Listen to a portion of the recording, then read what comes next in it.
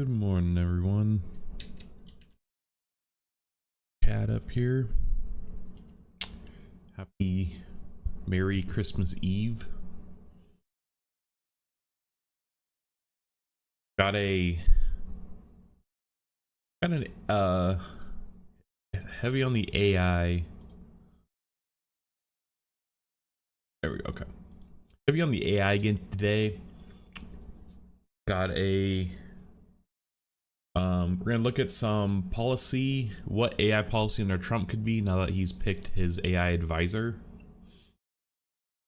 And then xAI, Elon Musk's AI company raised a Series C, and then we'll look at Microsoft using non-open AI models now, likely de-risking, but it's interesting. So Reuters got an exclusive on that, and we'll take a look at that. And if we have time or feeling it, we'll have a few other articles to take a look at. Yeah, let's get into it. We'll start with xAI Series C funding first.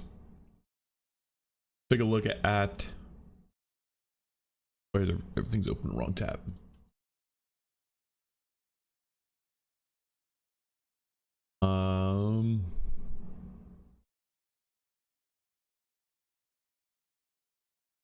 Tabs on my browser windows in order. Okay, close that. Close that. Open. Drag these here. Okay.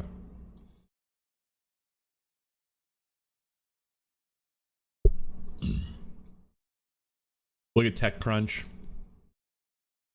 Let's just look at their official blog post here first.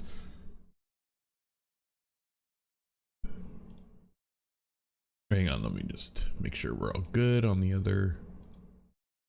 all the platforms. Okay. All good.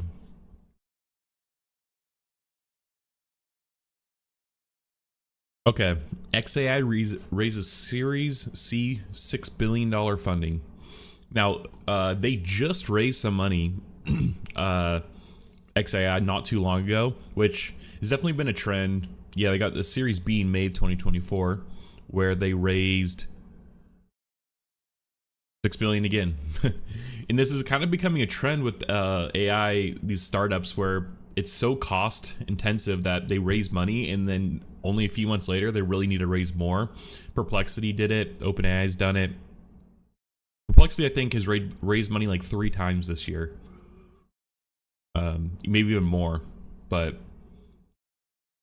yeah, so especially xAI, I mean, they're building their data center in Tennessee. They have a lot of GPUs they need to buy. And Elon Musk has said they want like 1 million GPUs or something insane. So yeah. All right, so xAI's progress is accelerating rapidly. They use this word accelerating strategically. I guarantee they did it on purpose. We've closed our Series C funding round of $6 billion with participation from key investors including A16Z, Andreessen Horowitz, BlackRock, Fidelity Management and Research Company, Kingdom Holdings, Lightspeed, MGX, Morgan Stanley, Sequoia. Okay, any of these, like, really none of these pop out. I mean, these are kind of all just the typical strategic investors. NVIDIA and AMD also partnered and continue to support xAI and rapidly scaling our infrastructure.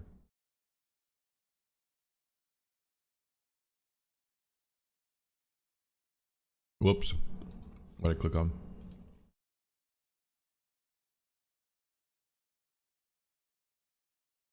Hang on. Okay. All right. Since the announcement of our Series B in May 2024, xAI has made significant technical progress and shipped a multitude of key initiatives, including Colossus, which is their data center thing. xAI established a decisive hardware advantage in the world's largest AI supercomputer using an NVIDIA full-stack reference design with 100,000 NVIDIA Hopper GPUs. Compared to typical multi-year industry timeframes, Colossus was fully operational in 122 days. and started running workloads just 19 days after the first servers were delivered.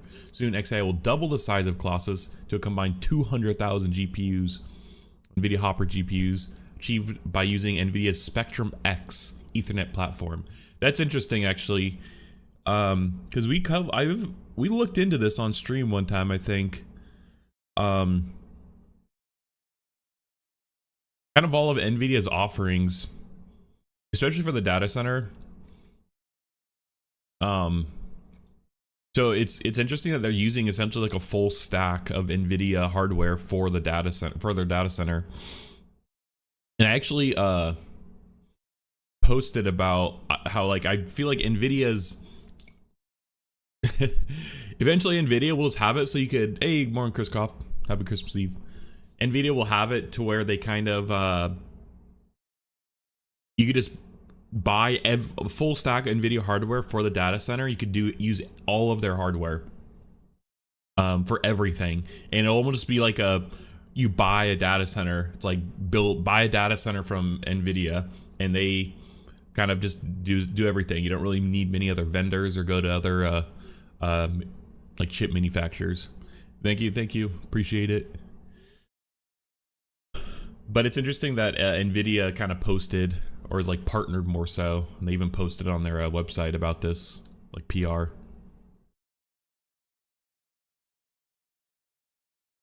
Then we got Grok. Okay, so these are all their, well, I guess all their accomplishments. So we got Grok 2, which is their model, their API, which I don't know. I guess it's kind of standard. I mean, it's not anything crazy. Your frontier language model. So the API gives developers programmatic access to our foundational models and is built on new bespoke tech stack that allows multi-region inference deployments and low latency across the world. Real quick, let's look at okay, let's look at a what does Grok cost in comparison?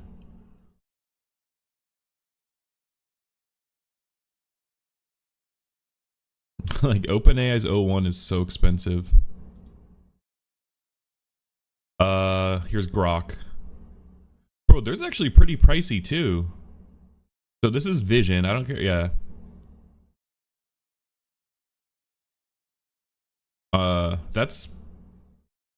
That's actually way pricier. This is kind of besides ChatGPT and Claude, for this interpreter right here, or actually I want to make sure I don't leak any API keys.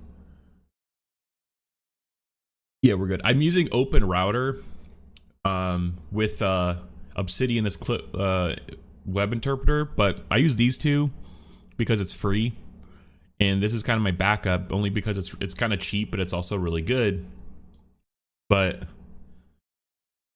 compared 12 cents a million input tokens, Grok is $2. I don't know, this is just kind of pricey, I guess.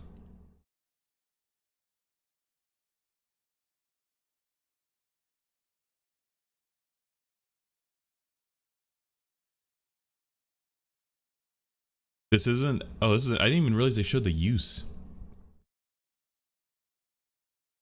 Let's compare it to this. I mean, I'm sure this is being used more just for the fact that it's cheaper. Oh, 10 times more. 100 times more. Yeah. Not even close. Let's look at like O1. And this is just a sample, I guess. Because this is, not everyone's using this, but I guess it still gives an idea. Bro, it's so expensive. This is interesting, actually. I didn't realize they posted the activity on here. Wow, actually not as much as I thought either on for 4.0. It's a lot less than Llama, even on this day. Why 18th is there so much used? There's a lot used, but interesting.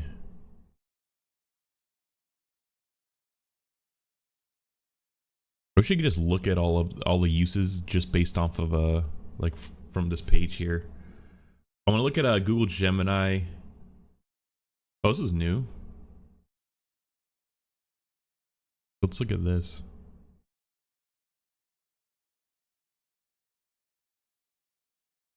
Nothing.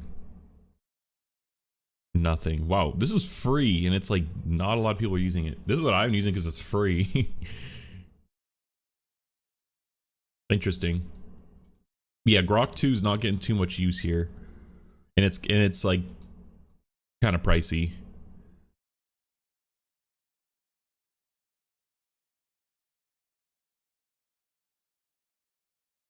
Where's 4.0? I lost it. Okay, I guess it is kind of the same price as 4.0. I mean, like Mistral Large, which is one of my, I don't know, I use a quite a bit, little bit better pricing. Anyways, okay, let's get. Yeah, so like it's Grok, the API, their image generation model, which I don't know how good this is. I haven't really played around with this. Like these are just okay. I mean, nothing crazy. Jackie Chan and Donald Trump hairstyle. Okay. Yeah, I mean, these are just kind of like, okay, I guess. I don't really know how to benchmark image generation just by looks, but yeah, anyways. Leveraging the X platform to understand what's happening around the world in real time, we recently added new features enhancing the X experience like web search, citation, and our recent image generator, Aurora. Yeah, and this Grok, I was thinking about that last night. Grok having access to X is actually a weird, it's an interesting like quirk. And I would say it's an advantage. Like it's an interesting feature actually, more so I would say. That actually kind of helps it stand out a bit.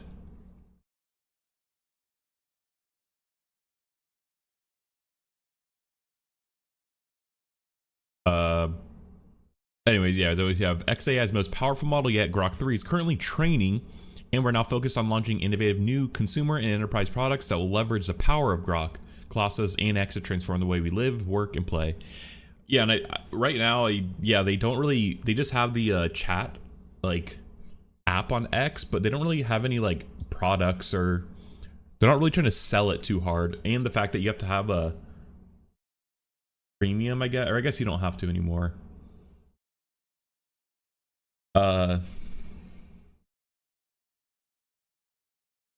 Yeah, I guess they change this a lot. Like sometimes you have access to the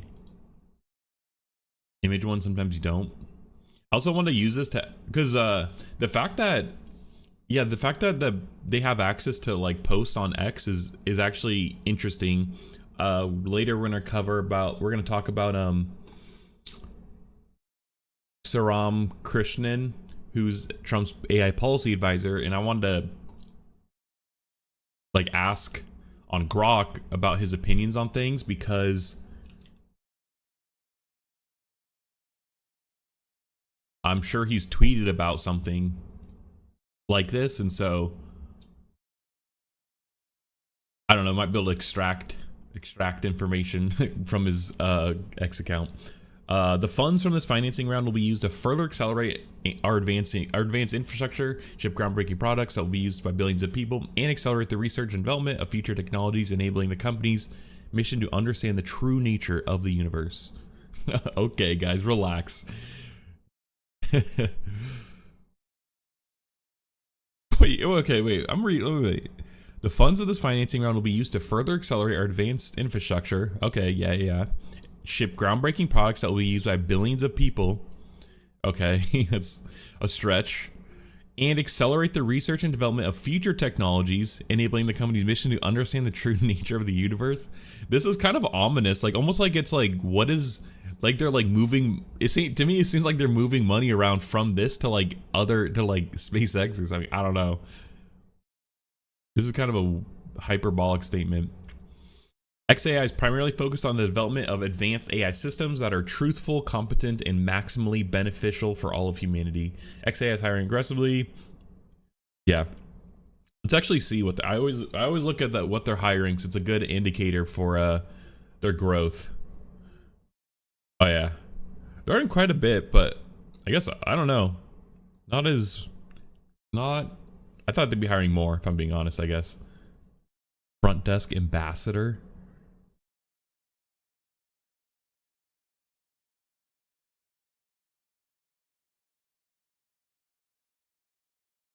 Product. Recruiting.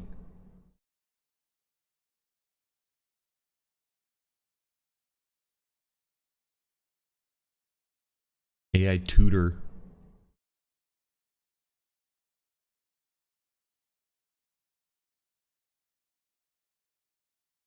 Software engineer. Hardcore engineer. Never heard that term. A lot of fiber technicians. It's a great time to be a fiber technician. Fiber technicians have always been in need. My brief stint in the telecom industry, they needed. I was like the only guy in the region that had any remote, like the tiniest bit of fiber knowledge, and they would call me all the time for jobs. It's like, dude, like I know like a tiny bit. I don't even have the tools, and they didn't even care. Like, we just need anyone. Okay, cool. So yeah, let's look at the TechCrunch article here. A little more insight. Elon Musk's xAI lands $6 billion in new cash to fuel AI ambitions. And I think one thing is just crazy that how much cash that these AI companies are handling, because that's what they need. They need cash. It's not like they need strategic partners, whatever. It's like, no, they just need cold hard cash to use that to build infrastructure. Like, honestly, very straightforward, especially for someone like xAI who kind of just like, yep, we just need GPUs. We need this money is probably most of it's probably going to Nvidia. Like, can they just like remove the middleman? Like, you know what? You can just give it straight to Nvidia. xAI's Elon Musk company has raised $6 billion according to a filing with the U.S. Securities and Exchange Commission on Thursday. Investors gave a minimum of $77,000 per filing. 97 anticipated, but the document doesn't reveal their identities. What? They raised $6 billion and there's 97 people? That math doesn't add up. But the document has revealed days. X later announced, confirming some earlier reportings, that Andreessen Horowitz. It's interesting that they named him by name and not A16Z. Oh no, yeah, okay, never mind. I was thinking of Mark and yeah, Jesus Christ. I'm waking up still, alright. Yeah, A16Z, Andreessen Horowitz, BlackRock, Fidelity, Kingdom Holdings, Lightspeed. Yeah, we already kind of went through these.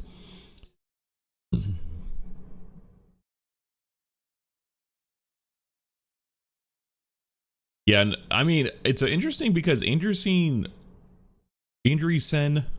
Horowitz, these guys are so involved in like they're almost like too involved in the kind of Trump techno sphere right now. Mainly Mark Andreessen. Like, almost like they're like intertwining too much. Like, it's like, yeah, I don't know. And mainly Mark Andreessen, I don't know. I've had mixed feelings about him recently. He speaks in such hyperbolics that I never know what to like. I just never know what he's saying is seriously, or like how, or like what the actual like meaning of what he's saying is, or like, I don't know. He just speaks so, yeah, hyperbolically, I guess. Exaggerated. The new cash brings xAI's total raise to $12 billion, adding to the $6 billion tranche xAI raised this spring. CNBC reported in November that xAI was aiming for a $50 billion valuation, double its valuation of 6 months prior. According to the Financial Times, only investors who backed xAI in its previous funding round were permitted to participate in this one. Reportedly, investors who helped finance Musk's Twitter acquisition were given access to up to 25% of xAI shares. That's crazy, because I was actually wondering how much they've actually like equity they've given up. Gosh dang it. 25% is pretty significant. And the fact Elon Musk kind of seems like he values loyalty, and so the fact that he only allowed previous funding, ones who participated in previous fundings, to participate in this one. Seems like he's like almost rewarding them in a way. He's rewarding them. He made it seem like he's rewarding them, but they're giving him the money. Ramping up AI. Musk formed xAI last year, soon after the company released Grok, a flagship generative AI model that now powers a number of features on X, including a chatbot accessible to X Premium subscribers and free users in some regions. Grok has what Musk has declared as a rebellious streak. What? A willingness to answer spicy questions that are rejected by most other AI systems. Alright, that's interesting. Told to be vulgar, for example, Grok will happily oblige, spewing profanities and colorful language that won't hear from ChatGPT. That's interesting because kind of on the I've been seeing like rumblings about how kind of like AI has been becoming less like woke. But I feel like most people just aren't using, like, don't really care to have AI like need to like swear at you like some like, yeah, I don't even know. So that's kind of an interesting way of putting it. But I don't really, I guess like I just don't really care to like, I need to see what these questions that were rejected by other AI systems were.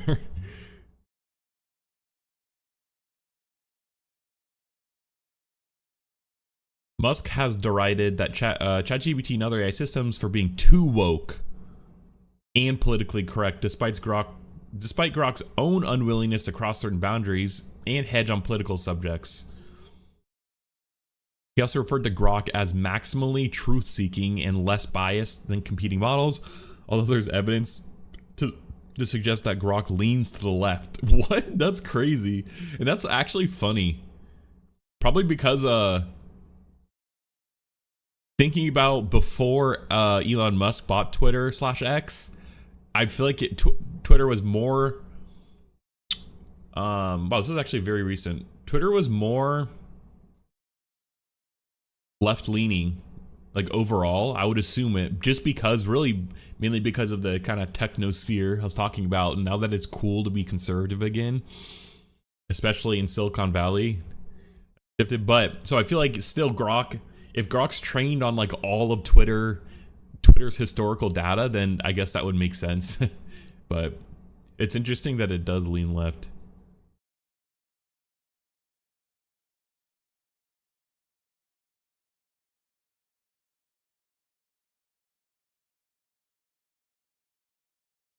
Is this real? Or I mean, like, is just this like, seems like it's kind of more opinion based.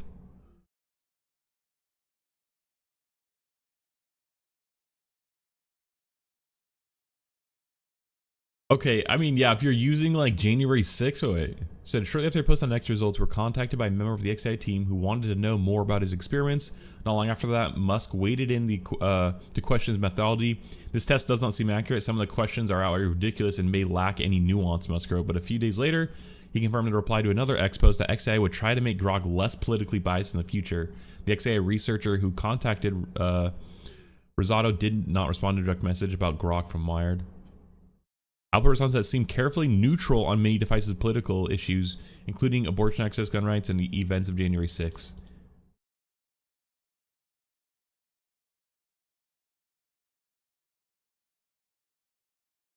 Okay, wait. I don't feel like reading this whole thing right now, but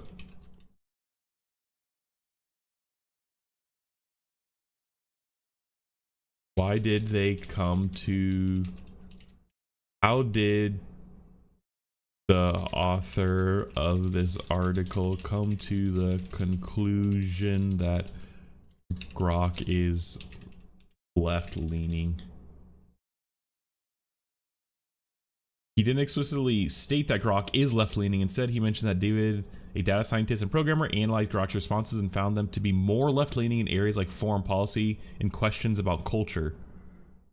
However, Rosado also know that Grok exhibits a strong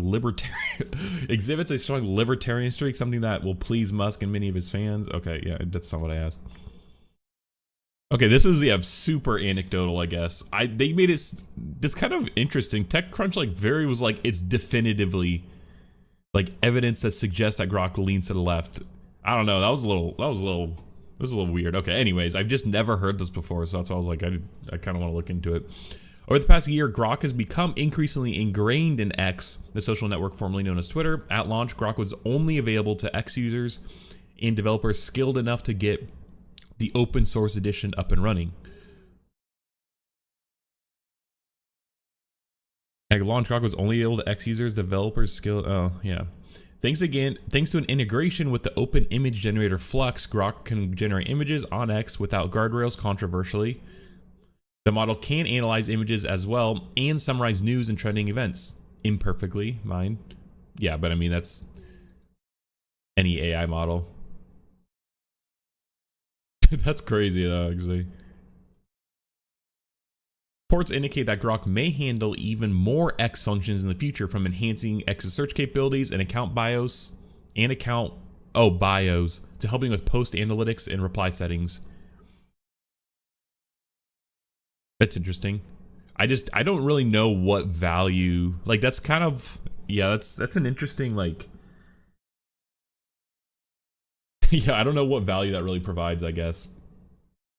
xAI is sprinting to catch up to formidable competitors like OpenAI and Anthropic in the generative AI race. The company launched an API in October, allowing customers to build Grok into third-party apps.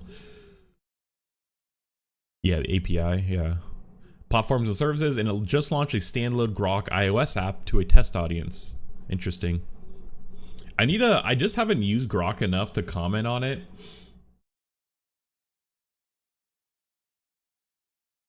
I just wish it had its own standalone platform and it's like not on X.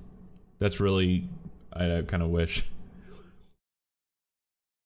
Musk asserts that it hasn't been a fair fight. In a lawsuit filed against OpenAI and Microsoft, OpenAI's close collaborator, attorneys for Musk accuse OpenAI of actively trying to eliminate competitors like xAI by extracting promises from investors not to fund them. OpenAI's Musk counsel says unfairly benefits from Microsoft's infrastructure and expertise in what the attorneys describe as a de facto merger. Yeah, I mean, most of Microsoft's investment in OpenAI was in Azure Compute credits, but I don't know if I would call it a de facto merger.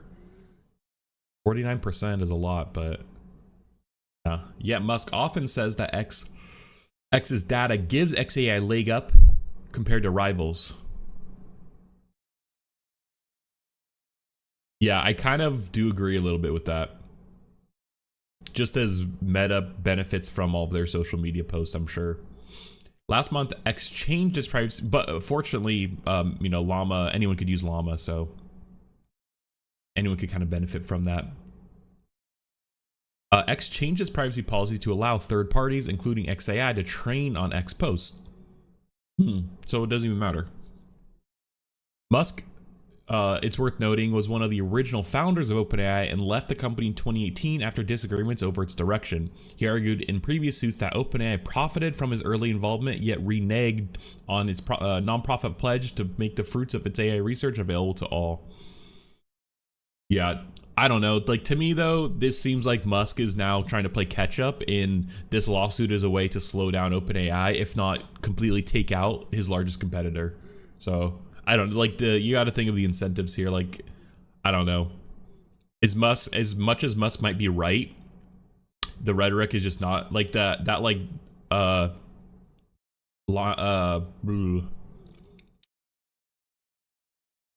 line of thinking just doesn't go in his favor. All right, an xAI ecosystem. xAI has outlined a vision according to which its models would be trained on data from Musk's various companies, including Tesla and SpaceX, and its models could be improved. Could then improve technology across those companies. It's already powering customer support features for SpaceX's Starlink internet service, according to the Wall Street Journal. And the startups is said to be in talks with Tesla to provide R&D in exchange for some car makers' revenue. That's crazy. I wonder what Tesla shareholders think about that. I've never heard this.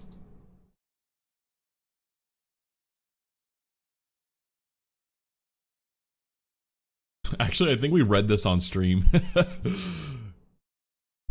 We definitely read this on stream. Nevertheless, the deals and xAI's developer and consumer-facing products have driven xAI's revenue to around $100 million a year.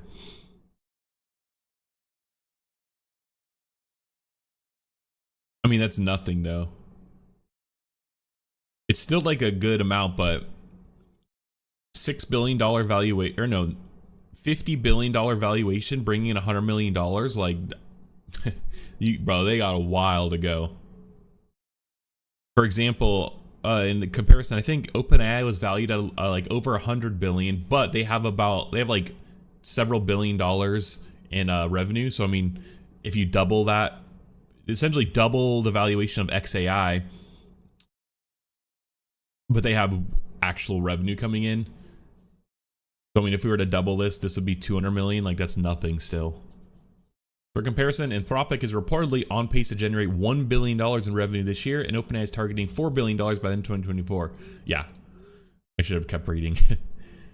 But I mean, I guess you do have to think each of these have been around longer than xAI, so...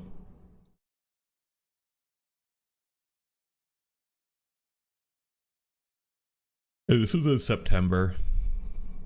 And I wonder if this makes Claude profitable, though.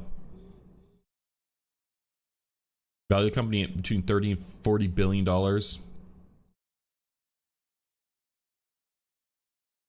In an enterprise plan.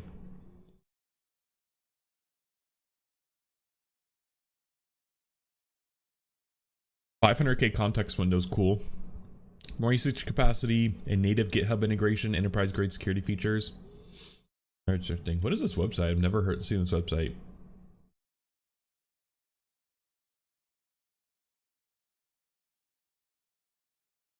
Mints.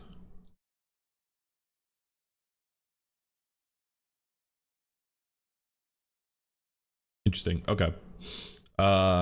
Musk said this summer that xAI is training the next generation of Grok models at its Memphis data center, which was apparently built in just 122 days and is currently powered partly by portable diesel generators.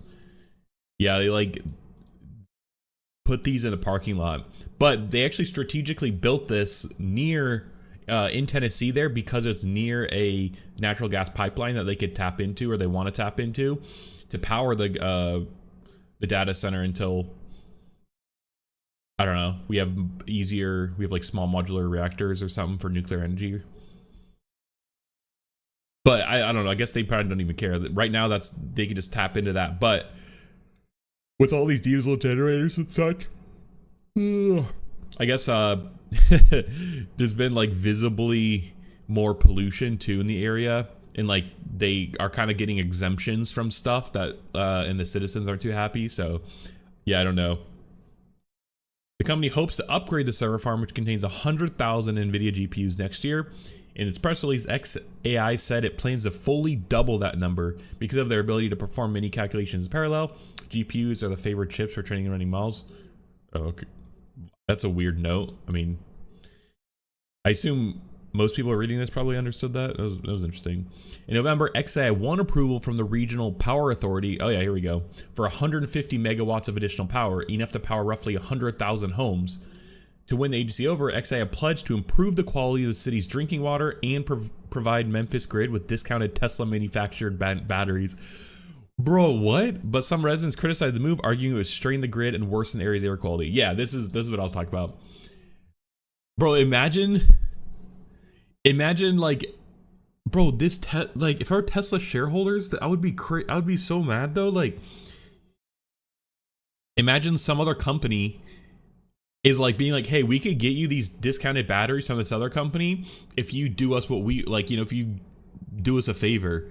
And then they go to Tesla, be like, okay, give us the batteries, and like, whoa, like, you know, I don't know about that. Like, why are we giving you the batteries? You have to buy them full price still. Like, so like, is xAI gonna buy the batteries from Tesla and then at full price, and xAI is gonna give them at a discount? Like, I don't know. This kind of intermingling of all of the Elon Musk companies kind of weird.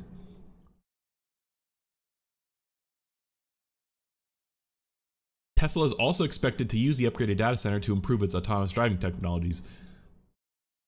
I see. Maybe it's that maybe they're paying, Tesla's paying them in discounted in discounted batteries.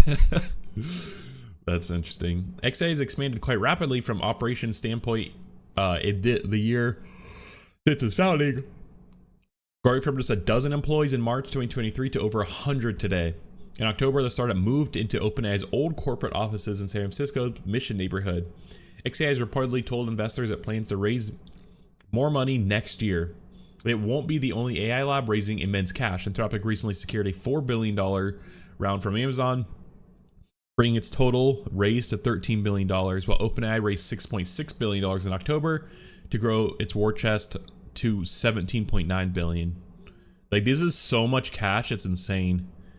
Mega deals like OpenAI and Anthropic's drove AI venture capital activity to $31.3 billion across over 2,000 deals in Q3 2024. Just Q3 2024 is insane.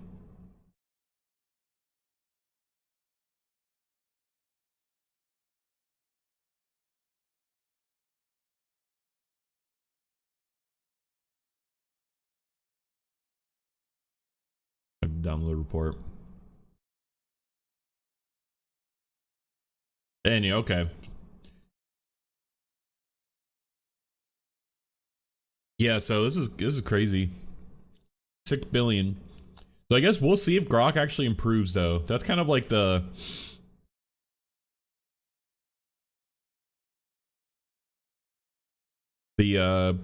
kicker, I guess.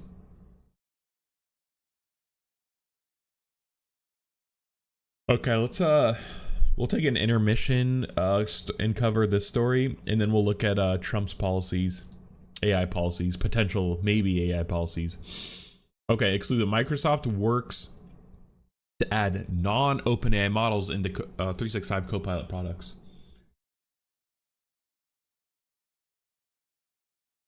So this is interesting because Microsoft owns 49% of OpenAI, but they give them the exclusive rights to like resell their model and like do whatever they want with it. So Microsoft kind of tweaks them and then resells OpenAI's models on Azure, their cloud computing platform. And recently, there's rumors about Microsoft potentially investing in Anthropic, which, you know, kind of, if they're like kind of betting on OpenAI, and then they're kind of going behind their back and being like, maybe we don't have as much confidence in you, or we want to hedge our bets. And so they invest in Anthropic, like, you know, I don't know, maybe Sam Altman feels a bit betrayed over at OpenAI. But to me, it seems like maybe, I think it's more so like a hedge versus them not really having confidence. I think they see, you know, like Amazon and Google investing in other companies, and they don't want to be left out. I think it's more so of a hedge than anything. Microsoft has been working on adding internal and third-party artificial intelligence models to power its flagship AI products, Microsoft 365 Copilot. I don't know if they talked about it in this article, but I heard this is like horrible. Like, it's almost like gimmicky. Oh, Musica? What is this website?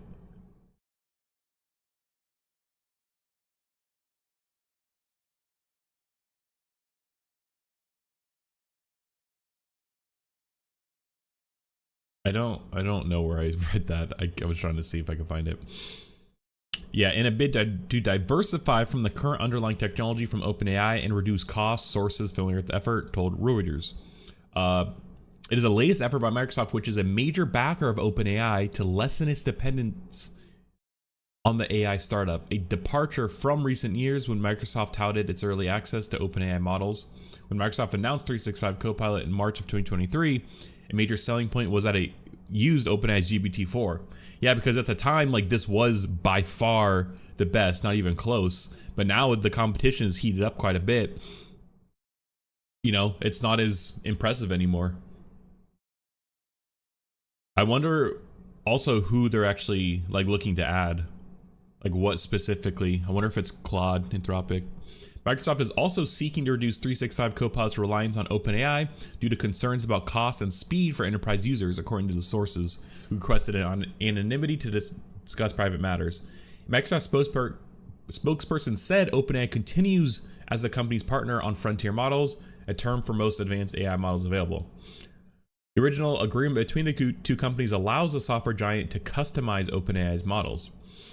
Yeah, I mean, this is, OpenAI is Microsoft's AI bet. Google has Gemini, they're doing their own because they bought a DeepMind earlier this year. Amazon has Anthropic. But Amazon's relationship with Anthropic / Claude is similar to what Microsoft's is with OpenAI. So I mean, Microsoft's not the only one, but I think Microsoft really just sees Google dominating compared to like Microsoft's offerings. I don't know. Gemini definitely has a lot more of the attention, whereas like Copilot is just kind of like, people are kind of tired of like Microsoft pushing shit down our throats, especially using Windows and stuff. So yeah. A Microsoft spokesperson said OpenAI continues as a company. Oh yeah. We incorporate various models from OpenAI and Microsoft depending on the product and experience, Microsoft said in a statement. OpenAI declined to comment. OpenAI's like, bro, it's not our problem. Like what do we care? I mean, I'm sure they might care a little bit, but in addition to training its own smaller models, including the latest Phi 4, Microsoft is also working to customize their open weight model to make 365 Copilot faster and more efficient, the sources said. The goal is to make it less expensive for Microsoft to run 365 Copilot and potentially pass along those savings to the end customer, one source has said. And this would be insane. A megacorp, big tech, especially megacorp, passing on cost savings to the consumer. I don't know if I've ever heard about this before. Just kidding.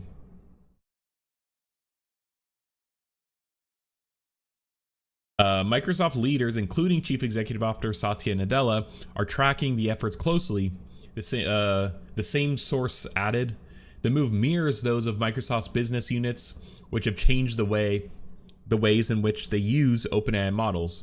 GitHub, which Microsoft acquired in 2018, added models from Anthropic and Google in October as alternatives to OpenAI's GPT-4o. Yeah, and I've been using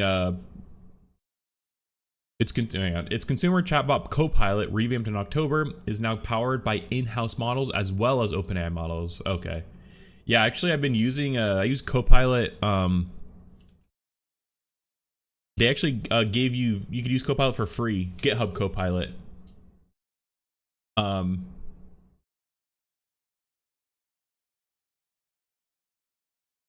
And I kind of tried to use it, but it's a little I'm still figuring it out, I guess. I think I was like remaking. Oh, it's like my start page. But yeah, you could use it for free now. And you could, it's like, I don't know, it was okay. Definitely not like, it's no Cursor or like Windsurf. Like, yeah, it's neither of these. Oh, you can't even see these. No Cursor or Windsurf, but it's good. Hang on.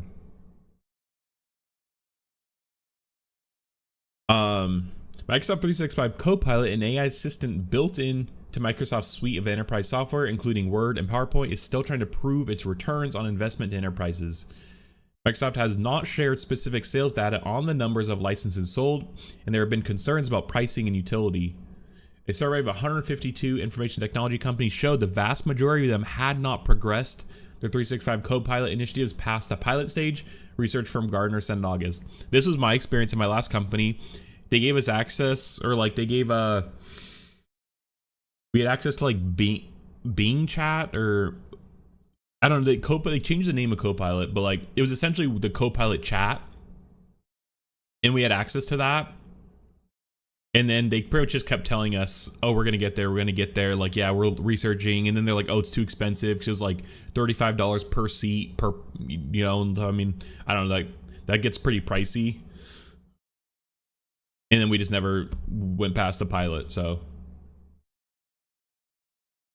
Still, analysts at BNP Paribas Exane, what is his name, said they have seen an acceleration in adoption and expect Microsoft to sell 365 Copilot to more than 10 million paid users this year. Microsoft also said in November blog post that 70% of Fortune 500 companies are using 365 Copilot. But these like statements are so broad that like, what do they even mean? Like, what is 70% of them are using it? Like, how, for what? Like, is it because they try it one time and that means that they use it?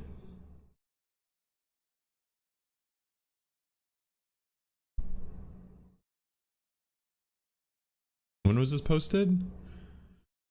A month ago? Yeah. Interesting. Yeah, Microsoft is definitely just hedging their bets. That's what I'm taking this as.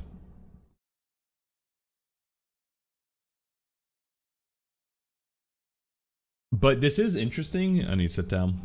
Like, thinking about it more of a is like them saying they want to save money and like cost. That changes it a bit. Because maybe that since they're like, it's just expensive and they're spending shit ton of money to run OpenAI models, and if they could get a better performance, bang for their buck with other models, then why wouldn't they?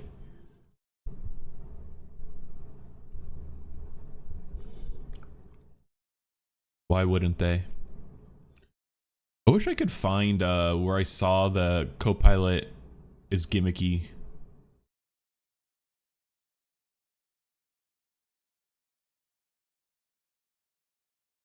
What?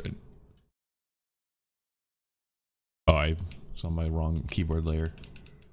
Copilot gimmick.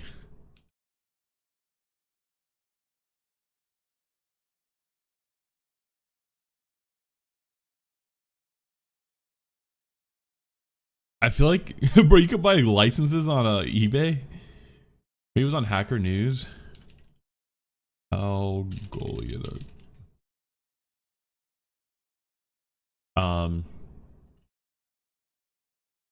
Title. 365. Let's go past month.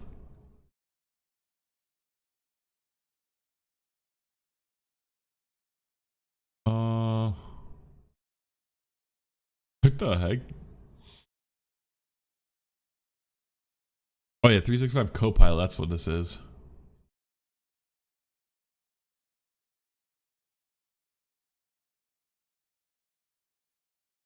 Nope, I didn't see this. It was probably on like some social media site.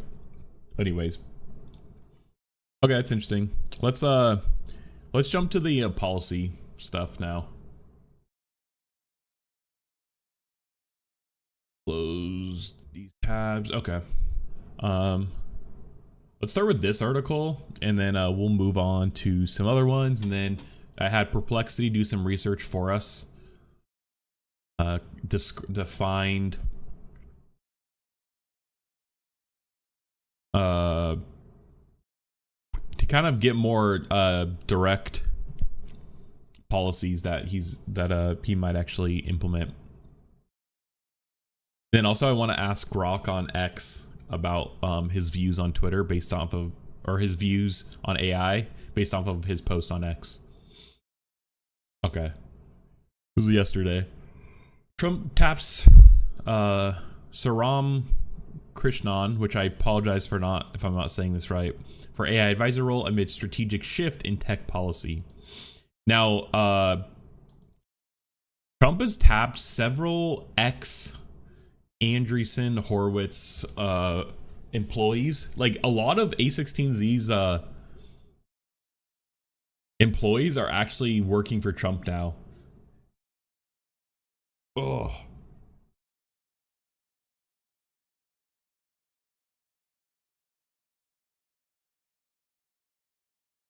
A lot of Hindu Times.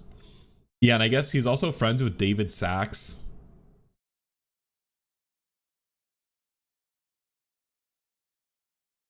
Yeah, okay. Let's just read. I guess it's just, he's an interesting guy, but more so I think the pattern that Trump's hiring a bunch of these Andreessen Horowitz ex-employees, I guess, is interesting. President-elect Donald Trump has tapped Saram Krishnan, a seasoned entrepreneur and former Andreessen Horowitz partner, as senior policy advisor for artificial intelligence within the White House Office of Science and Technology Policy, OSTP.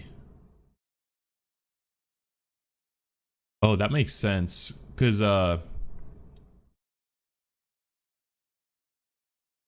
did I see this OSTP? Yeah, here. Okay, we actually need to look at this first. Let's look at this first real quick.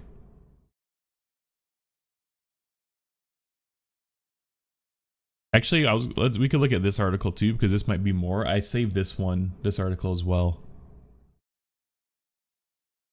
I'm trying to find the best source, but I feel like more political reporting on this is a bit better. It's a more technical one. This is a long read. Okay. Trump names Kratsios. Oh, that's one thing about streaming, like the covering news, like seeing these names. I'm just horrible at pronouncing names. Trump is bringing 2 veterans of his first administration to join other tech appointees working on artificial intelligence and cryptocurrency. So this is Michael Kratios. Oh, he works for xAI. Oh, xAI has been they're kind of one of the other big AI companies.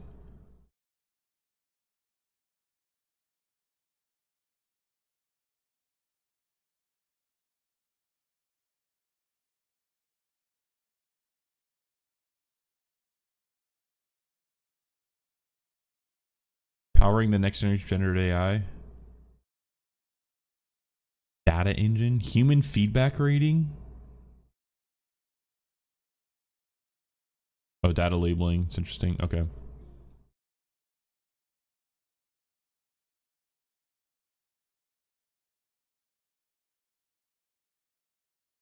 Blog.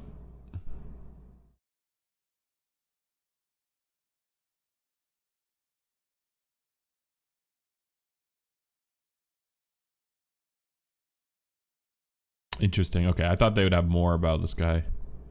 So this guy though was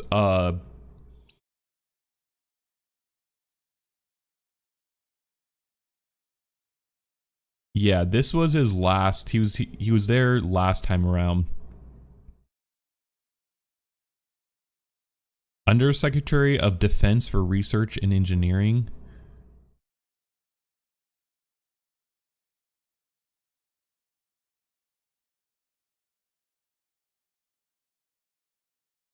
Interesting. Okay. Joint data management started at xAI, and it's managing director and head of strategy.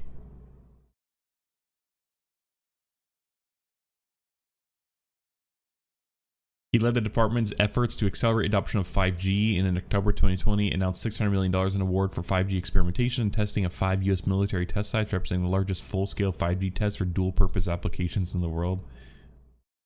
What? Okay. He oversaw the Department of Missile Defense Agency, Space Development Agency, DoD Laboratory Enterprise. He managed a $106 billion research and development budget, and largest in the world. It just feels like I'm reading his resume. Like this is even written in like it's like written like it's like he wrote it. Okay. Okay, let's read.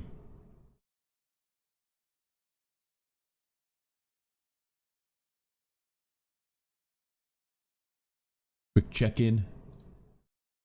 Okay.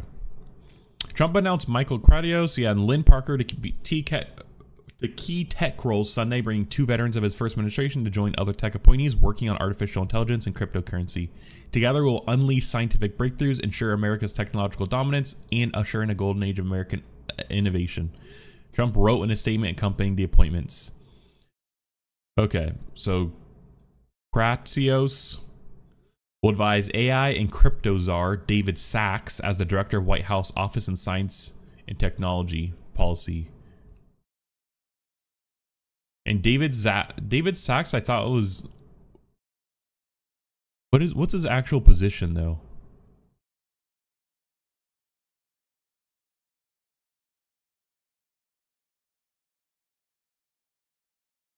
It just said czar. Send a clear signal. Like what what power does do they have?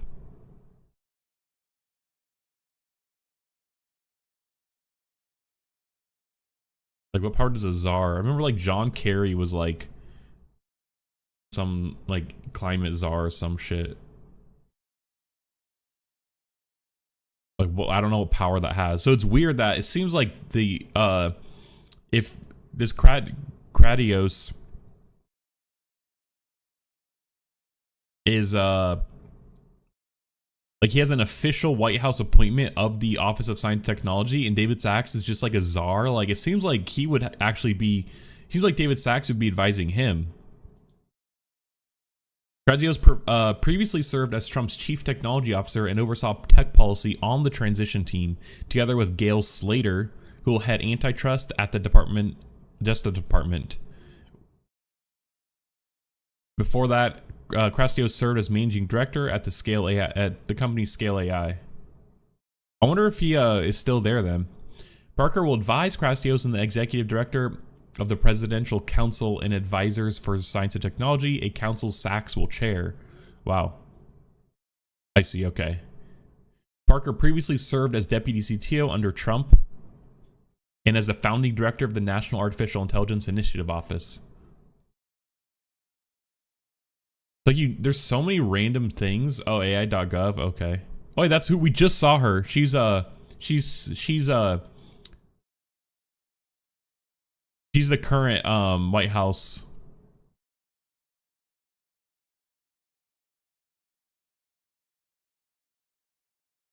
Her? No. Yeah.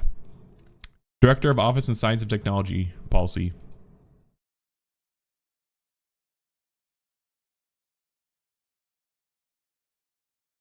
Okay. Saram Krishnan was named as OSTP's senior policy advisor for AI. He's a general partner at Andreessen Horowitz, and before that worked at Microsoft, X, Meta, and Snap. Trump named a second Andreessen Horowitz employee, managing partner Scott Cooper, as director of Office of Personnel Management. Mark Andreessen has said he has spent a large part of his time at Mar-a-Lago since the election, according to the Honestly with Bari Weiss podcast. Yeah, this is what I'm saying though. Mark Andreessen's something else. I don't really know what. I just don't really know like about his his end goal, I guess. The president-elect also announced a crypto council, officially called the Presidential Council of Advisors for Digital Assets, also chaired by Sachs. Wow. Bo Hines will serve as the council's executive director. Hines was backed by Trump in his unsuccessful run for North Carolina congressional seat in 2022, losing to Wiley Nickel, a Democrat. Executive director. Okay, interesting. Okay, so let's look at let's actually look at the Saram Krishnan now. So specifically AI. So yeah, seasoned entrepreneur from former Andreessen Horowitz partner as a senior policy advisor for artificial intelligence within the White House of Office of Technology and Policy. Krishnan's appointment signals a renewed focus on maintaining U.S. leadership in AI innovation. Oh my gosh, I can't speak today. Alongside a push to reshape how AI interacts with industries and digital infrastructure. Krishnan, who has built a diverse career across social media, venture capital, and AI advocacy, is set to work closely with Trump's crypto and AI czar David Sachs. His views on decentralization, AI ethics, and data sharing practices, articulated in his earlier comments, offer insights into what might shape U.S. policy on these transformative technologies. So, I mean, it's weird because, like, this is good. Decentralization is good. I had a great conversation with my cousin last night, actually, kind of about this. And this is what I hope. I released a YouTube video yesterday kind of talking about modularity in AI systems. And I also, decentralization could be solved up from modularity. But, I think the idea is that when you have decentralization, there's less chances for someone to come in and control whatever it is, you're kind of decentralizing. There's less concentration of power, which usually means that, it's just harder for someone to control, which is good, especially for AI, because we want it to be, power to the people. We want it to be in the hands of everyone and not be able to, kind of have one centralized entity, corporation, control everything. And I think right now we're kind of going down that route. So the fact that he says this is actually interesting. But I guess it also just goes against kind of this more conservative mindset, where, they, more capital driven, I guess. They kind of want the, they want the control. I get like the centralization because, it just works out better, like in terms of an investment and like running a company. So this is interesting. And the data sharing is interesting too, because this is that's kind of the biggest black box in terms of like understanding what these models have been trained on. I don't know if that's what it means. It might be more so like commercially, but yeah, it's interesting.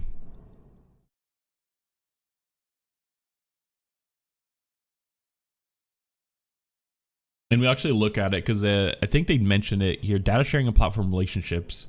Yeah, Krishnan has emphasized the need for new mechanisms for platforms to exchange value with AI assistance. And it actually links this as, let's just finish reading this first. I'll get ahead of myself. Where were we? Yeah, CryptoZar views decentralization, AI ethics, and data sharing practices articulated in his earlier comments offer insights into what might shape U.S. policy on these transformative technologies. Suram Krishnan will serve as Senior Policy Advisor for Artificial Intelligence at the White House Office of Science and Technology Policy. Trump wrote in a post on X, working closely with David Sachs, Suram will focus on ensuring continued American leadership in AI and help shape and coordinate AI policy across government, including working with the President's Council of Advisors on Science and Technology. David Sachs congratulated Krishnan, saying it was a lot of fun to work with you during the Twitter transition, and I look forward to doing it again in President Trump's administration. Yeah, and I mean, all these guys are bros with Elon Musk too. And it's creating an interesting dynamic in Washington. Hey, IA Melon. What's up?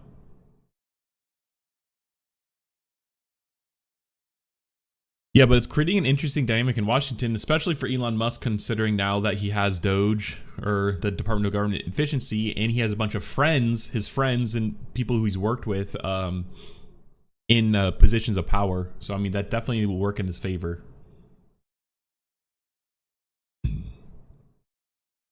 So shaping AI policies for strategic advantage. This responsibility comes at a critical moment as enterprises grapple with with both the opportunities and challenges posed by generative AI, regulatory landscapes, and ethical concerns. Krishnan had previously expressed views, particularly in his New York Times op-ed last year, emphasizing the importance of redefining relationships between platforms and AI models. He has called for a fundamentally different mechanism for platforms to exchange value with AI assistance, arguing that the current model undermines innovation and fairness in the data ecosystem.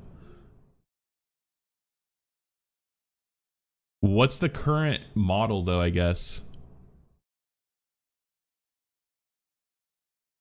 He's called for a fundamentally different mechanism for platforms to exchange value with AI assistance, arguing that the current model undermines innovation and fairness in the data ecosystem. Otherwise, expect more raised drawbridges and more user protests, Krishnan wrote in the op-ed, in the context that large internet sites are fighting back against AI models with the internet equivalent of raising castle drawbridge. Yeah, that's kind of like the robots.txt people, which we actually covered this early on. Let's look at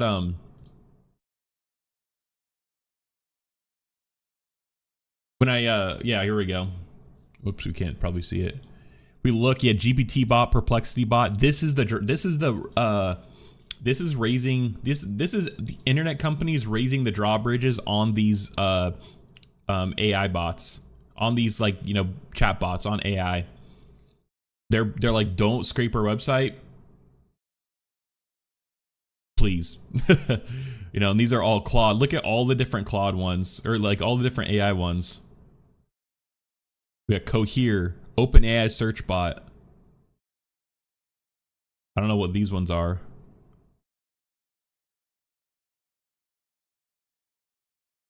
I think this is Alibaba.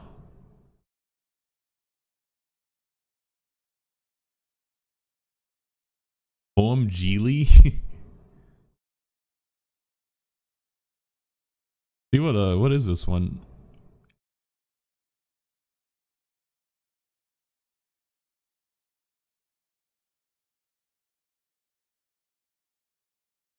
It's some okay. Anyways, this was crazy. Yeah, two Claudes, ChatGPT, Byte Spider. This is ByteDance, TikTok's owner. So, anyways, this is the drawbridge I feel like he's mentioning. And so I guess that is interesting, because that goes into play more about his data sharing. This is more so what it seems like. His approach aligns with Trump's second-term emphasis on reinvigorating U.S. dominance in emerging technologies. The policy Christian helps craft could significantly, impact enterprises, particularly those in tech, media, and manufacturing, as they navigate AI integrations in their own operations. A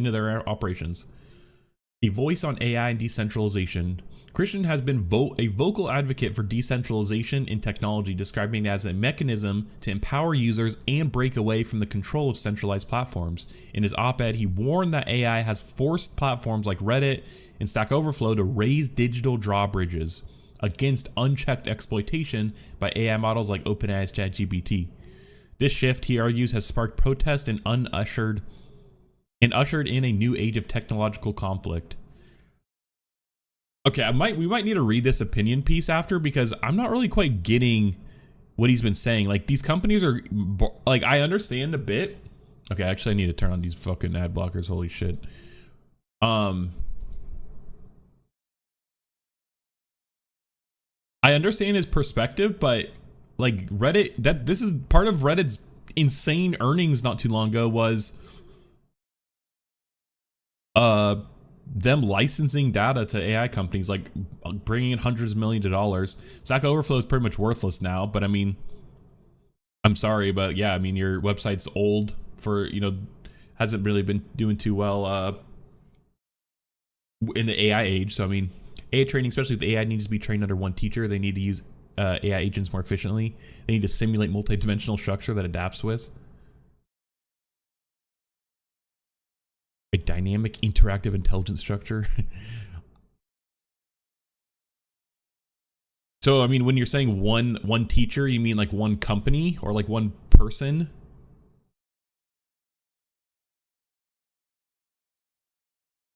I don't simulate multi-dimensional structure that adapts with a dynamic interactive intelligence structure. I mean, that's a lot of buzzwords. I'm not like, I mean, happy to talk more if you like unpack it.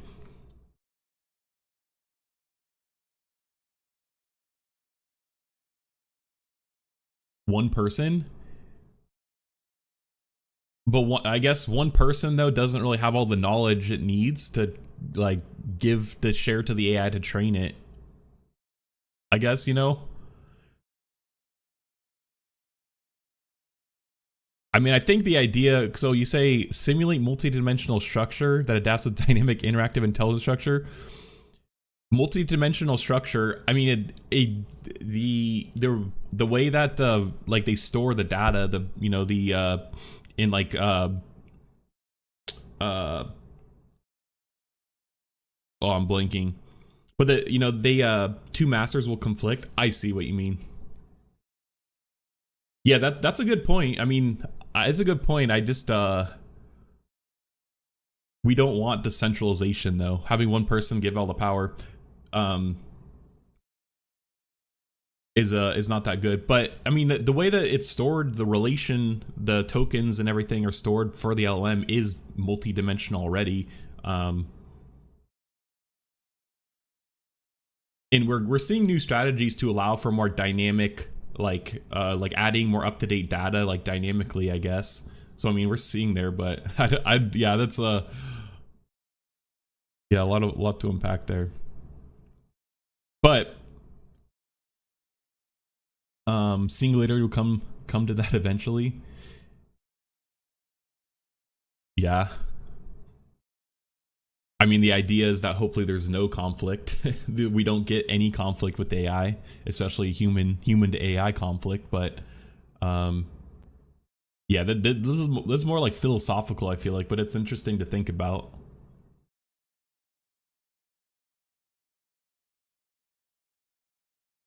Yeah, it's interesting to think about.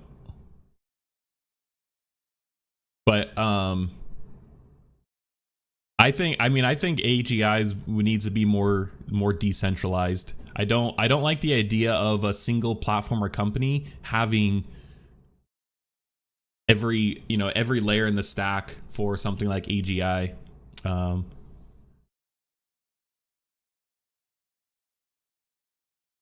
You have no idea that you can discuss. You have no idea about what? I'm sorry, I don't know what. But yeah, I don't know. I just don't like the decentralization, because I mean it's easier to control for centralization, especially considering the wealth inequality continuing to grow. We ideally want that to shrink, and AI could be a good neutralizer for something like that. And right now, if we have a more centralized system, then that the top echelon of the top 1% could control it a lot easier and use it against people, I guess, is kind of the worry. We want the robots and AI to work for us. We don't want to work for it. We don't want to work for the robots and AI. So yeah. Okay. This yeah, decentralization. Okay. Yeah, let's start here. Perfect transition segue. Christian has been a vocal, and okay, I guess the decentralization too, because Andreessen Horowitz, the actual VC firm themselves, is huge into crypto blockchain stuff, which is kind of the underpinning of a lot of this decentralization stuff. So it makes sense that he does have more harsh views on that. Christian has been vocal advocate for decentralization in technology, describing it as a mechanism to empower users and break away from the control of centralized platforms. Okay, we actually agree on this. Coexist between AI and humans is important. Yeah, I mean, totally. We don't want to, end up in a Dune situation where we have a robot human war. But I think, yeah, us coexisting is, yeah, I mean, we want that. And I feel like that's kind of right now it's more so helping enhance human capabilities, especially in the workplace, versus replacing us right now. So I think, yeah, while right now we could learn to work alongside it. In his op-ed, he warned that AI's forced platforms like Reddit and Stack Overflow, okay, we actually did read this, to raise digital drawbridges against unchecked exploitation by AI models like OpenAI's ChatGPT. This shift, he argues, has sparked protest and ushered in a new age of technological conflict. While decentralization offers promise for neutrality and user empowerment, Christian has cautioned about the risk of chaos if systems aren't carefully managed. Yeah, but I feel like this is like interesting, because this actually feel like goes against a lot of what I would expect the Trump policy to be like. So it's interesting that this is the guy. His stance could heavily influence how enterprises approach collaboration with AI vendors and the development of decentralized models in future projects. Sure. Yeah, I mean, welcome to follow me on X or DM me on there. Always interested to have more conversations. But no, you're not wording them wrongly or whatever. Just all good. All right, enterprise implications. Navigating AI and changing landscape. The appointment of tech-savvy leaders like Christian reflects Trump's administration recognition of AI as a critical element for global competitiveness. For enterprises, this could bring regulatory clarity or conversely added scrutiny in areas such as data sharing, intellectual property, and ethical use of AI. This data sharing definitely, because, I mean, realistically, your competitive advantage right now, if it's only data, then that is going to be closed. If you're an AI company and your data is your competitive advantage, that is not the best place to be in. You need to have some more actual, like, you need to just have a better product than just the data behind it, because that'll close quick. All the data is going to get gobbled up here pretty soon. If not, it's already gone, already done so. Christian's emphasis on platforms forming content alliances and exploring legal or technical solutions for data sharing disputes highlights the growing complexity of operating an AI-driven economy. Businesses across industries must adapt to policies that will likely incentivize innovation while introducing stringent accountability measures. Yeah, I think the idea is, the way I think we've been describing we need to do it is kind of having wide bumpers. We don't want to hamper innovation right now while it's kind of going real quick, but we do maybe want to protect us from, I don't know, AI's turning on us or something, but I could describe it as wide bumpers. Plenty of room. Christian appoints as a senior AI advisor signals a transformative shift in U.S. tech policy under Trump's administration, with his focus on AI ethics, decentralization, and user rights. Christian's influence could shape not just governmental frameworks, but also how enterprises evolve their AI strategies in competitive, rapidly changing markets. Interesting. Enterprise policymakers alike should prepare for what Christian aptly describes in the op-ed as one heck of a ride. Dang. Okay, let's actually read this now, though, because now I'm curious.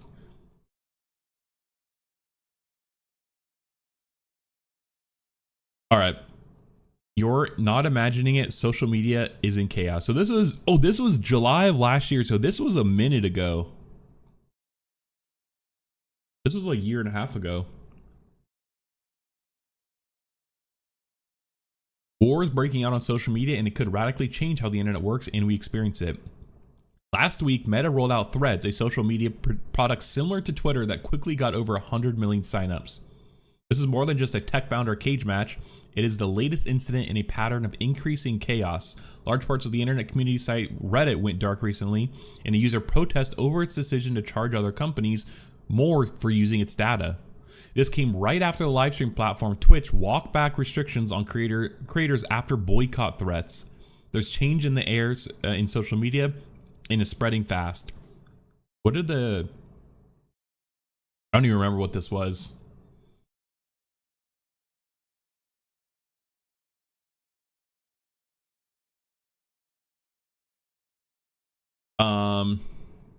I spent most of the past decade working at large social media companies. I briefly helped Elon Musk after his acquisition of Twitter, in which my firm is an investor, probably A16Z here, Andreessen Horowitz. My first firm is also an investor in Substack, Reddit, and other social media companies, and our general partner, Mark Andreessen, is on the board of Meta.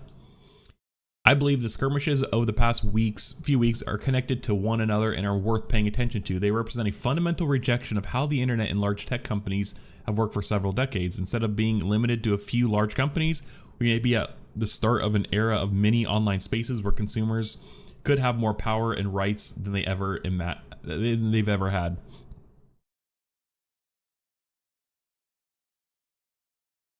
Yeah, I mean, I don't know. I agree with this. This is interesting. And I wonder, does he even talk about AI here? Anyways, we'll keep reading. We'll keep reading.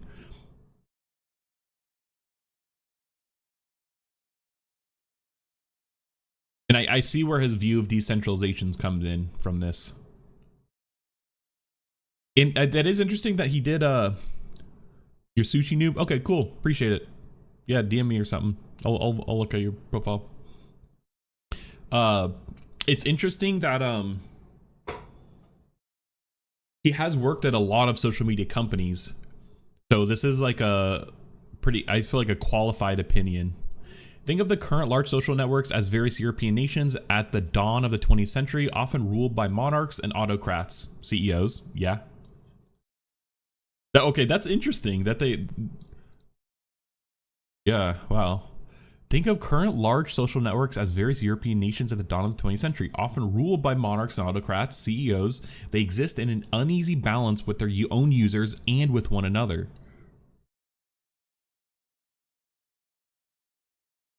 Yeah, you could see the. You could say the.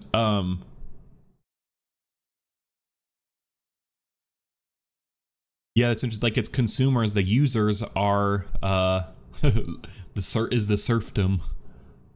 Users in social networks have unspoken agreement. In return for entertainment, utility, and an audience, users hand over control. If the network chooses to kick you out, you're out in the cold. Choosing to leave one platform means losing your audience forever. You can't take it with you. Unless you, I mean, that's why email is a great, is a great platform, because you can't really be deplatformed with email. I mean, I guess you maybe can, but you could always, if as long as you have your email list, you're good. Large social networks act like geopolitical neighbors in an uneasy Westphalian peace with one another. They often move in lockstep, swiftly introducing similar features. Stories on Snap, copied by Instagram, YouTube, TikTok Reels, see Reels and YouTube Shorts. Yeah, no, it's not wrong. They're also aligned ideologically on what content to censor. Major companies agree on how to handle theories on the origin of COVID or stories about Hunter Biden's laptop. Yeah, and this is relevant because I think Twitter, like, there's drama around Twitter blocking this or something. Leading to what Evelyn Duke, a Stanford law professor, calls content cartels. That's interesting, actually. Wow.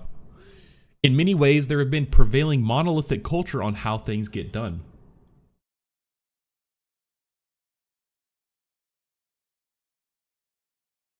Rise of content cartels. What the heck? It's interesting. Okay. In 1914, Europe seemed to be at relative peace, but there were cracks and tensions emerging. All it took was an assassination, initially seen as insignificant, to plunge the world into conflict.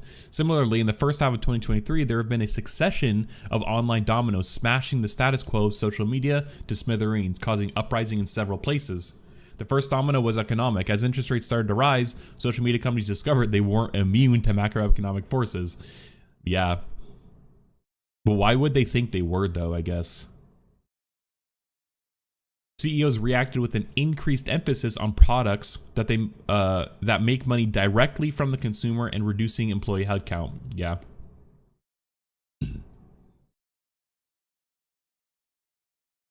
The second domino was the introduction of AI assistants like ChatGPT. While many were blown away by their possibilities, they forced social media websites to reevaluate how their data is used externally. Historically, many websites like Reddit and Stack Overflow allowed some of their content, especially the discussions among their users on various topics, to be available for free. This was typically done to allow search engines to find this content and send users back to these sites. Want to compare two highly recognized San Francisco restaurants? Enter their names in Reddit in Google, and recent Reddit conversations are likely to appear. Yeah, or I use Brave, and let's just look at like if we just look at this, they actually have it built in, and I guarantee you they license things from Reddit. They have these built in, so I don't even need to go to Reddit to look at this, but I bet you Brave licensed this from them. I could look at all their answers just from the search here.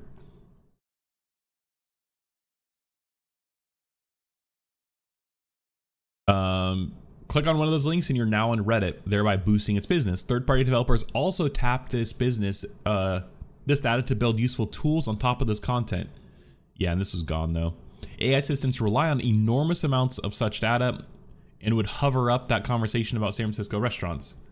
Hoover up. Yeah, I mean, it's because it's kind of an easy, or I guess it's just good data for them to have. So if you ask an AI assistant for the names of San Francisco's best restaurants, it could tell you, it could well use that Reddit discussion to generate its answer, but it won't tell you that Reddit was a source for its answer. It won't send you to Reddit, and as of now, it pays Reddit for nothing for the help. Yeah. But I think the idea is that it's probably fair use. If that's just what they're kind of calling it. The third domino was Elon Musk's purchase of Twitter. Whether you or not you agree with his moves after he bought Twitter, they have sparked a chain reaction. Reddit CEO cited Twitter as a template for how to cut costs. Meta's Facebook and Instagram followed Twitter in charging for verification of individual users. Meta introduced Threads. While it's early days to see how this plays out, it's clear the social media landscape has shifted quickly and profoundly. This takes us to the first key shift that may reshape how internet works: decentralization. Buzzword. For over a decade, all major internet platforms have been centralized. Services are run by a central team and often based in Silicon Valley. Yeah. That's like, it's not even only just centralized in terms of the company, but also just the locations, which is kind of crazy. Decentralized services try to bring modern democratic ideas to internet platforms, while social media giants endure a constant stream of accusations that they curate their content in a way that furthers political agendas. The goal of decentralization is a network that is credibly neutral in the way it works. The network should be able to resist attempts by any party to seize power and become centralized. Most important, no centralized gatekeeper can delete a user's account or data, and you should be able to take your audience with you wherever you go. Yeah, I mean, this is like, I understand this now, but there's very limited platforms that even allow you to do that. I mean, we have Mastodon and maybe Blue Sky now, but realistically, that's really it. The Fediverse. I guess I don't really know what the solution is to this. Interested in decentralized services has been increasing for some time, as various groups have disagreed with the management of the platform they use. One such service is Farcaster, a decentralized social network in which I'm a direct investor. Okay, but does this even exist? I've never heard of Farcaster.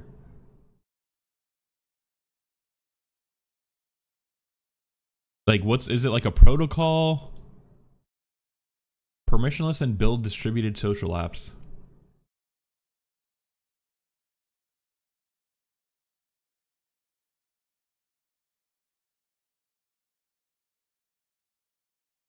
Like, I don't get, what is it?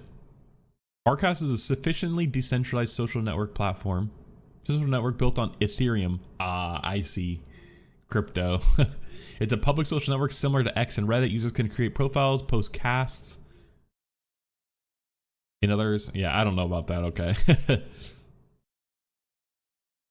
Unfortunately, I feel like with these, like something like this that's built on top of like Ethereum or crypto, that's most of what you're going to get is just crypto related things. Look, you could see Mark Andreessen on there. Programmable social network built for people who use crypto. Yeah, I mean, 50K daily users, that's like a good amount, but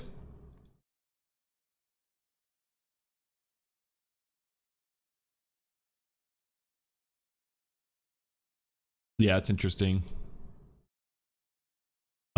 Others like are apps like Blue Sky and Mastodon. Yeah, I mean, these are more, I guess the idea, what I was trying to think about is like, Farcaster seems very niche. It seems like a niche social network site where it's specifically for people into crypto. And like, that's, I don't know, that's not really, it doesn't really seem to align much with what he's saying about like decentralization. You'd want something that's more accessible to everyone, not specific around the community, I guess, to kind of push his idea. And Blue Sky and Mastodon are more accessible to like everyday users. At least not accessible, but they're more open to everyday users, not around a specific niche or industry. Instagram has Threads, which will support some flavor of this in the future. Yeah, and Threads is, I don't know, it's supposed to be part of the Fediverse or something. One thing about Blue Sky that sucks with the is that it's their own protocol, and it's not, yeah, AT protocol, and it's not really, it doesn't really work well with Mastodon, I guess. And so now we're kind of having these competing protocols, which doesn't really do much good, I guess, because one of them will come out on top probably. Both of them serve different purposes though, because Mastodon is more like, you know, host it yourself niche kind of, whereas Blue Sky just has an open protocol more so. Yeah, I don't know. I don't really use social media that much anymore. I use like X now, and I have Blue Sky, and like I'm interested in Mastodon, but Mastodon, yeah, Mastodon's just like different. Blue Sky's easier to onboard. I could use my domain as my username, BradyBlaney.com. I don't know, just a little more easier, I guess, to onboard. Anyways, okay. The second major development is that large internet sites are fighting back against AI models with the internet equivalent of raising the castle drawbridge. The coding site Stack Overflow, Reddit, and others have raised the prices for their data to be used. I mean, supply and demand, though. I mean, why wouldn't they raise their price? In Reddit's case, the change had the effect of blocking some popular third-party applications, setting off continuing protests and blackouts. Yeah, I mean, I literally stopped using Reddit because of this, because I hate the Reddit app, for one. It's horrible. Ads in there I don't like ads. And two, I want to use third-party applications that provide much more features. I don't know, the Reddit app is just so bad. So like, I just like the features of the third-party ones. Privacy is a big one. But I don't know, I kind of actually stopped using Reddit after this. But I was talking about licensing for AI. Like, why wouldn't they charge more if the demand is increasing? But for something like this, I guess this sucks as a user, but I guess it goes with my logic of, yeah, supply and demand. We'll need a fundamentally different mechanism for websites to exchange value with AI assistants. Otherwise, expect more raised drawbridges and more user protests. Some industry experts believe the answers are in legal action and older sites forming content alliances. Media executives want compensation for use of their content, ChatGPT being in Bard. Oh, this is when Google's AI thing was called Bard. I forgot. And I mean, they kind of did. They all sued. They sued a lot of, you know, News Corp, Wall Street Journal, New York Times. New York Times, like, notoriously, like, is notorious for suing. But as a technologist, my hope is that the answer lie in code rather than lawyers, and that we create technology solutions to help keep the internet open. For far too long, the online world has been in stasis, limited to a few options dominated by a few large companies. Technological breakthroughs and unrest were needed to shake things up, and that has happened. A pessimist might say that this is going to lead to chaos and challenges. As an optimist who invests in technology entrepreneurs for a living, I believe we're in an age of major innovation, with all of us having more options and say in how things are run online. Either way, it's going to be one heck of a ride. All right, that's interesting. This is an interesting read. It was well written. But his decentralization take is also interesting too, because that's good. That's what I was hoping, but I'm just almost surprised, like pleasantly surprised.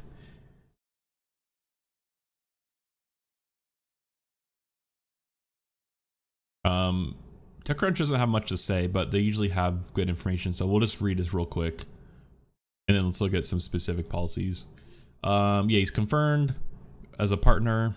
Trump said in a statement that Christian will help. Yeah, he'll be working closely with ex-PayPal COO David Sachs, who's recently named Trump's crypto and AI czar. He has a closer relationship with billionaire Elon Musk, with whom he worked to rebuild Twitter, now X, following Elon Musk's acquisition of the company in 2022. Musk co-leads the Department of Government Efficiency, a policy group recommended. Yeah.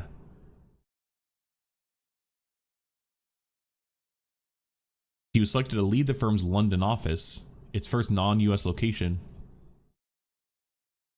He expressed a few of his views on current AI trends in an opinion piece last year in the New York Times. He called for a fundamentally different mechanism for websites to exchange value with OpenAI's ChatGPT and other AI-powered chatbots. Yeah, okay. All right, we've already read that. Nothing new. Okay, let's look at some of the specific policies here.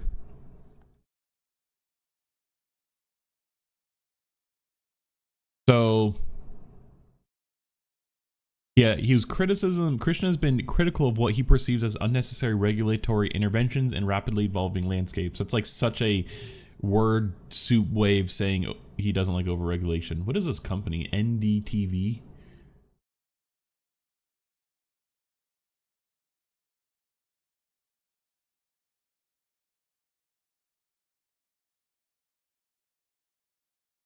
I don't know how much I trust these. Okay. Regulatory can have unforeseen consequences. Well-intentioned policies may not achieve the desired outcomes. Over-regulation might inadvertently benefit large tech companies at the expense of innovation. Maybe.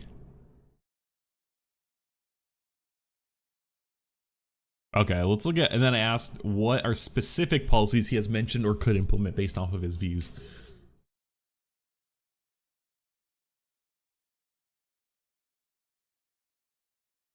Ugh. Okay, so he's encouraged.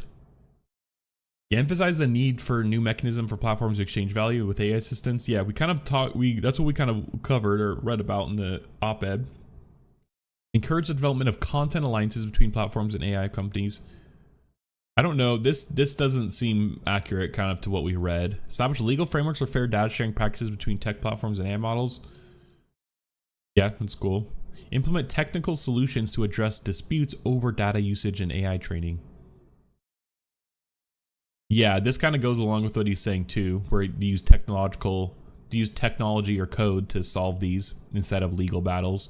I don't really know what this means, but it seems fair because this is actually surprisingly fair, I guess. I would assume he would not side with the kind of data users and side more with the AI companies. So this is interesting, and he still may well do that if we actually get in the implementation of stuff. Given his background in Silicon Valley and venture capital, Christian may push for streamlined regulatory processes. Yeah, okay. Incentives for AI startups and small tech firms to foster innovation. It's cool. I wonder what that would be though. Reduce barriers to entry for new AI companies to prevent monopolization of large tech corporations. That's, I mean, bro, this is cool too. This is like very antitrust, like, interesting. He's been advocating for decentralization in technologies. This could translate into policies that promote the development of decentralized AI models, support blockchain, crypto technologies, and AI applications. Yeah, enhance user control over personal data and using AI systems. Interesting. Maintain U.S. leadership in AI. Christian might propose increased government funding for AI research development. I mean, that's obvious. That's already coming. Partnership between government agencies, academic institutions, and private sector companies kind of already exist, I guess. Initiative to attract and retain top AI talent.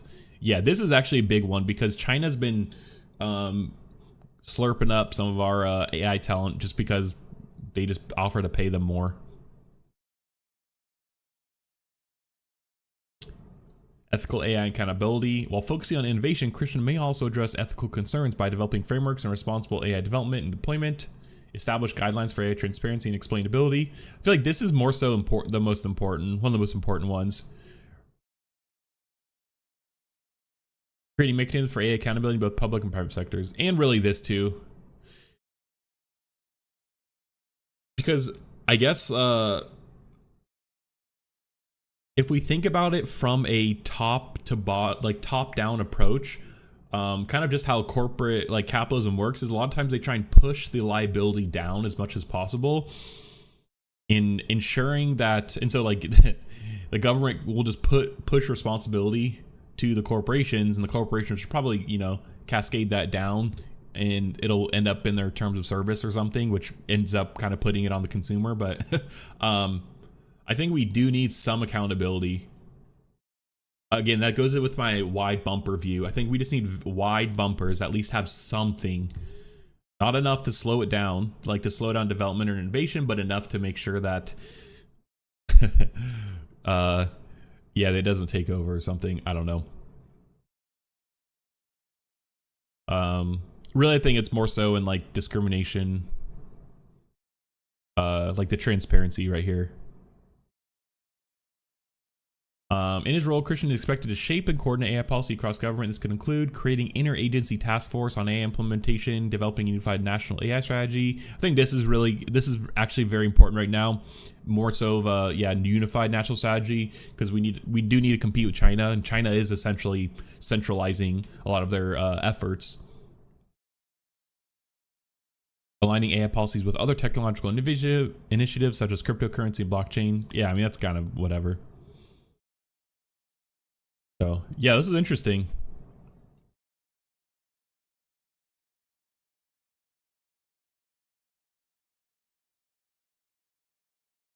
This is, I mean, this entire administration like stems from this question.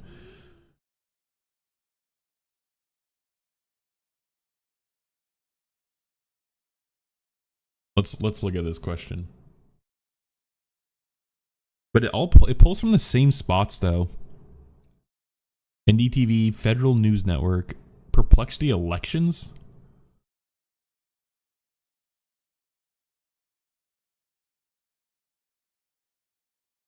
Yeah, shaping AI policies also in collaboration, accelerating AI adoption, implementation, promoting more innovative, friendly regulatory environment, innovation. Yeah, to be fair though, like what about one? There's hardly any regulation around AI, so I guess what is not innovation friendly right now? I guess.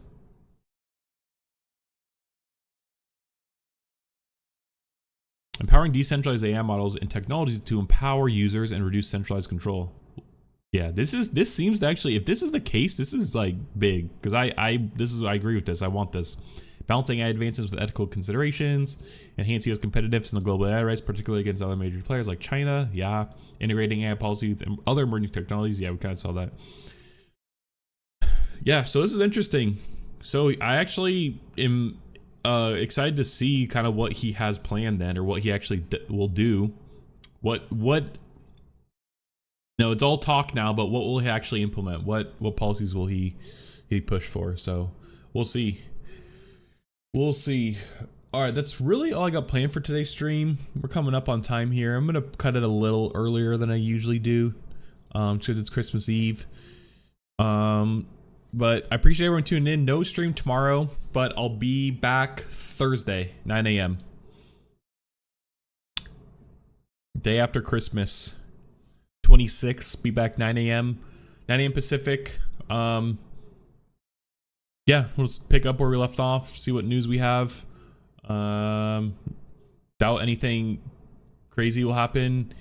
If there's like no news, then we might just do something fun and just like, I don't know, fart around. I'll figure out something to do on stream.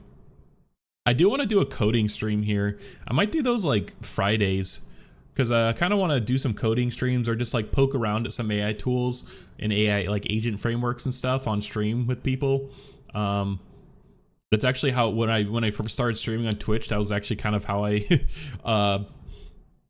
or like when I was streaming just more of like a hobby, which I guess I still am kind of, but I was programming stream. That's where a lot of my original followers are from when I was programming. So might get them back. But I want to kind of just maybe fart around with some programming stuff on stream here. So I might do that if there's no news. We might do that Thursday, but I might start doing that Friday. So anyways, yeah, 9 a.m. Pacific. We'll be back Thursday. No stream tomorrow. Hope everyone has a good Christmas. If not, just hope you have a chill day if you're not celebrating Christmas. So nothing like just taking a day to relax.